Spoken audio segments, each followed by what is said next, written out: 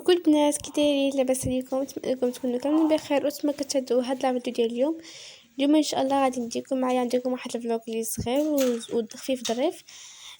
غادي نديكم معايا المحل اللي غادي نشريو فيه الصينيه والبراد، وغادي نختاروا اونصومبل داكشي اللي بغينا، وغادي نشارك معكم اي حاجه خديتها وخليكم على فيديو.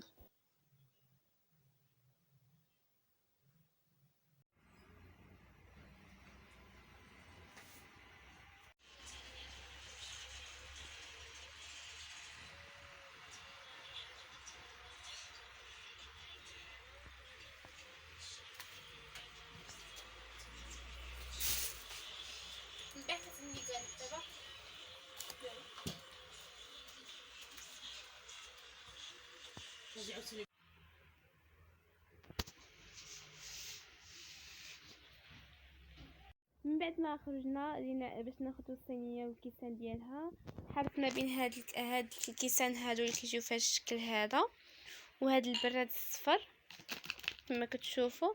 ما عرفتش نختار واش هذا ولا هذا، وكاين هذا حتى هو قلت لكم كاين هذا في الصفر، ولكن هذا ثقيل شويه وعلى حسب لا مارك اللي فيه لتحت كما تشوفوا ما يبانش مع الميكا على حسب الغبره.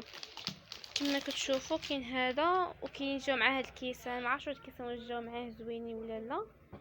تقولوا لي في الكومونتير تحت واش على حسب شنو واش هذا ولا الكيسان الاخرين بنوريه لكم دابا.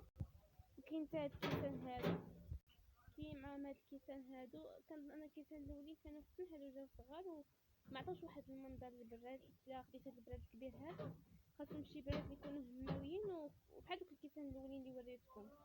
ما عرفتش شفتوا هادوك اللي جاو معاهم، شوفوا كي جا الشكل معاهم. ما عرفتش تكتبوا في الكومونتير تحت شنو راي ديالكم، واش نختار الاولانيين ولا هادو، حيت حاسبه بين هاد الجوج هاد ما عرفتش شنو ندير فيهم. وبالنسبه للبراد ما عرفتش، كاين هذا البراد هذا في الصفر وكاين خوه هو في الابيض، وكاين داك البراد الاولاني اللي وريتكم هذا. شوفوا كاين هذا الاولاني هذا اللي وريتكم فيه، كاين هذا وكاين هذا وكاين الابيض. انا نوريكم الابيض. من بعد المحاولات الكثار بقينا نقادو الصينيه وهكا، في الاخير اختاريت هاد الصينيه هذه معاهم هاد الكيسان هادو اللي كيجيو هماويين وكيتحطوا في الطبيله حتى كيجيو فنين. وما اختاريتش البراد الصفر، ما عرفتش علاش ما اختاريتوش، ولكن كيعجبني هذا، عطى واحد المنظر زوين للصينيه.